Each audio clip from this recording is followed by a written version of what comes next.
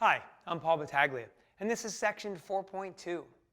Now that students have a basic understanding of some integration rules and how it might work, it's time to develop the concept further. And we're going to do that using graphical and numerical representations, as highlighted in mathematical practice number 4. So the essential question we would like our students to be able to answer at the end of section 4.2 is, how do we approximate the area of a plane region? So let's get started. Some teaching strategies maybe. The first thing students will notice about this section is the notation. And that actually addresses mathematical practice number 5. We need to assign meaning to that notation.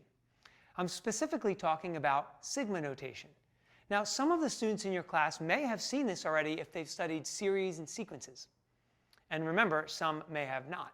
So you have to be the judge as to how involved you need to get with an explanation of that notation. Don't feel that you can just gloss over it, because if students haven't seen it before, they're going to have no idea what you're talking about when you start drawing sigma on the board.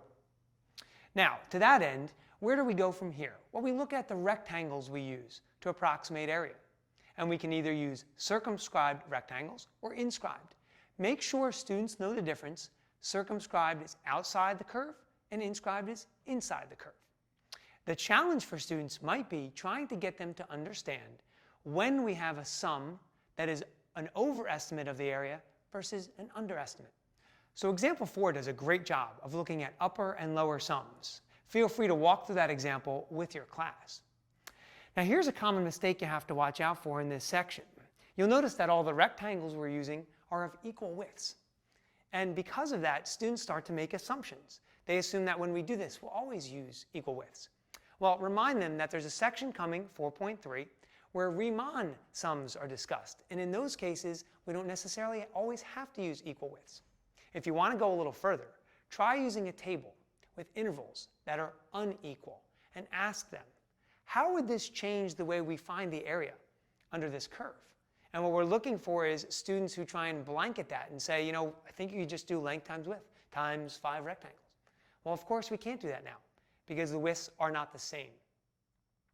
Now, on the AP exam, the notation that you might see is a little bit abstract.